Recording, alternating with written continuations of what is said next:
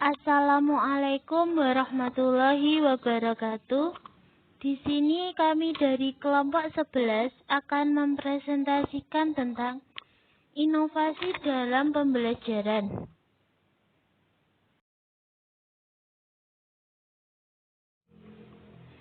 Materi yang akan kami bahas yaitu yang pertama ada inovasi pembelajaran kuantum, yang kedua inovasi pembelajaran kompetensi, dan yang ketiga inovasi pembelajaran kontekstual.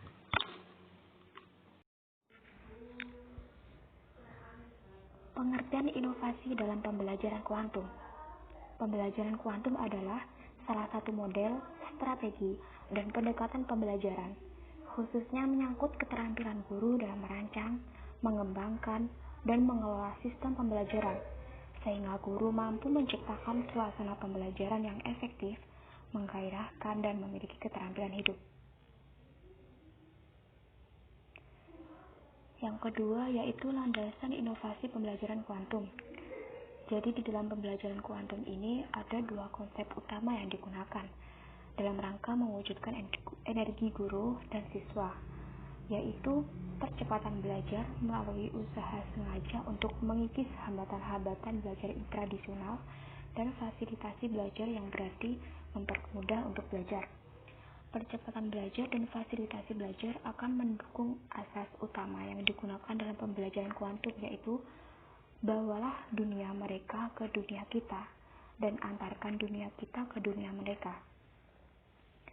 Asas utama pembelajaran kuantum tersebut mensyaratkan pentingnya seorang guru memasuki dunia atau kehidupan anak sebagai langkah awal dalam melaksanakan sebuah pembelajaran. Memahami dunia dan kehidupan anak merupakan lisensi bagi para guru untuk memimpin, menuntun, dan mempermudah perjalanan siswa dalam meraih hasil belajar yang optimal. Selanjutnya yaitu prinsip inovasi pembelajaran kuantum. Pembelajaran kuantum memiliki 5 prinsip menurut Bobby DePorter, yaitu yang pertama, segalanya bicara. Maksudnya bahwa seluruh lingkungan kelas hendaknya dirancang untuk dapat membawa pesan belajar yang dapat diterima oleh siswa. Yang kedua yaitu segalanya bertujuan. Maksudnya, semua pengubahan pembelajaran tanpa terkecuali harus mempunyai tujuan-tujuan yang jelas dan terkontrol. Yang ketiga, pengalaman sebelum pemberian nama. Jadi di sini maksudnya yaitu sebelum siswa belajar memberi nama atau mendefinisikan, mengkonseptualisasi, membedakan, dan mengkategorikan. Yang keempat, yaitu mengakui setiap usaha. Jadi semua usaha belajar yang telah dilakukan siswa ini harus diberikan penghargaan atau pengakuan dari guru dan juga teman-teman yang lain. Yang kelima, merayakan keberhasilan. Jadi maksudnya di sini setiap usaha dan hasil yang diperoleh oleh siswa dapat di dalamnya ada pembelajaran yang pantas untuk dirayakan atau dihargai. Yang selanjutnya yaitu strategi pembelajaran kuantum melalui istilah tandur. Yang pertama, T, yaitu tumbuhkan. Maksudnya, dengan memberikan persepsi yang cukup sehingga sejak awal kegiatan siswa telah termotivasi. Jadi sebelum pembelajaran itu guru menyampaikan sebuah motivasi dan juga penguatan agar siswanya bisa lebih semangat dalam belajar seperti itu. Yang kedua, alami, yaitu berikan pengalaman nyata kepada setiap siswa untuk mencoba. Yang ketiga, namai, sediakan kata kunci, konsep, model, rumus, dan strategi serta metode lainnya. Yang keempat, demonstrasikan, yaitu sediakan kesempatan kepada siswa untuk menunjukkan kemampuannya. Kelima, ulangi. Jadi di sini siswa diberi kesempatan untuk mengulangi apa yang telah dipelajarinya, sehingga setiap siswa merasakan langsung di mana kesulitan itu akhirnya selalu datang kesuksesan. Terus yang keenam, rayakan, yaitu yaitu sebagai respon pengakuan yang proporsional. Model inovasi pembelajaran kuantum. Model pembelajaran kuantum identik dengan simfoni dan pertunjukan musik. Pembelajaran kuantum memberdayakan seluruh potensi atau sumber daya dan lingkungan belajar yang ada, sehingga proses belajar menjadi suatu hal yang menyenangkan dan bukan suatu hal yang memberatkan. Jadi di sini kayak model inovasi pembelajaran kuantum itu memudahkan siswa untuk memahami materi inovasi materi yang diberikan oleh guru, seperti itu. Selanjutnya yaitu inovasi pembelajaran kompetensi. Kompetensi dapat diartikan sebagai kemampuan dasar yang dapat dilakukan oleh para siswa pada tahap pengetahuan, keterampilan, dan bersikap. Kemampuan dasar ini akan dijadikan sebagai landasan untuk melakukan suatu proses pembelajaran dan penilaian siswa. Penyusunan materi pembelajaran kompetensi mencakup 3 komponen utama yang harus dikuasai siswa, yaitu kompetensi dasar, materi pokok, dan indikator. Prinsip inovasi pembelajaran kompetensi. Proses pembelajaran kompetensi membentuk kreasi lingkungan yang dapat membentuk atau mengubah struktur kognitif siswa. Berhubungan dengan tipe-tipe pengetahuan yang harus dipelajari, ada tipe pengetahuan fisik, sosial, dan logika. Pembelajaran dalam konteks kompetensi harus melibatkan peran lingkungan sosial. Pembelajaran melalui KBK diarahkan agar siswa mampu mengatasi setiap tantangan dan rintangan dalam kehidupan yang cepat berubah. Melalui sejumlah kompetensi yang harus dimiliki, meliputi kompetensi akademik, kompetensi okupasional, kompetensi kultural, dan kompetensi temporal. Yang selanjutnya, karakteristik pembelajaran kompetensi. Yang pertama, proses pembelajaran memiliki tujuan, yaitu membantu anak didik dalam suatu perkembangan tertentu. Yang kedua, adanya suatu prosedur yang direncanakan, dirancang sedemikian rupa untuk mencapai tujuan yang telah ditetapkan. Yang ketiga, adanya kegiatan penggarapan materi tertentu secara khusus sehingga dapat mencapai tujuan.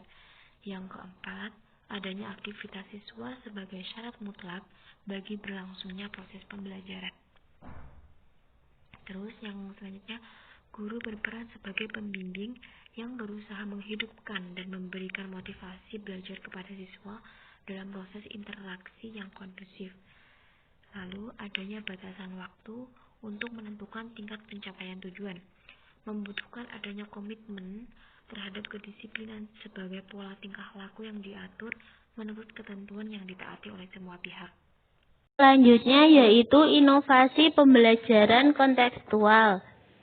Pembelajaran kontekstual atau contextual teaching and learning adalah suatu pendekatan pembelajaran yang menekankan kepada proses keterlibatan siswa secara penuh untuk dapat menemukan materi yang dipelajari dan menghubungkannya sesuai situasi kehidupan nyata, sehingga mendorong siswa untuk dapat menerapkannya dalam kehidupan mereka. Yang selanjutnya yaitu pendekatan inovasi pembelajaran kontekstual. Pendekatan pembelajaran CTL menekankan pada aktivitas siswa secara penuh, baik fisik maupun mental. CTL memandang bahwa belajar bukanlah kegiatan menghafal, mengingat fakta-fakta, mendemonstrasikan latihan secara berulang-ulang, akan tetapi proses berpengalaman dalam kehidupan nyata. Dalam pembelajaran CTL, belajar di alam terbuka merupakan tempat untuk memperoleh informasi, sehingga menguji data hasil temuannya dari lapangan tadi baru dikaji di kelas.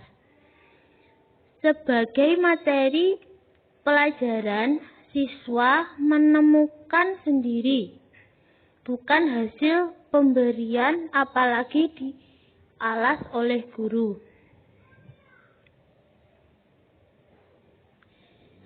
Yang selanjutnya ada prinsip-prinsip inovasi pembelajaran kontekstual. Yang pertama yaitu konstruktivisme. Konstruktivisme adalah teori belajar yang menyatakan bahwa orang menyusun atau membangun pemahaman mereka terhadap sesuatu berdasarkan pengalaman-pengalaman baru dan pengetahuan awal dan kepercayaan mereka. Yang kedua yaitu pertanyaan. Penggunaan pertanyaan untuk menentukan berpikir siswa lebih baik daripada sekedar memberi siswa informasi untuk memperdalam pemahaman siswa. Siswa belajar mengajukan pertanyaan tentang fenomena. Belajar bagaimana menyusun pertanyaan yang dapat diuji dan belajar untuk saling bertanya tentang bukti, interpretasi, dan penjelasan.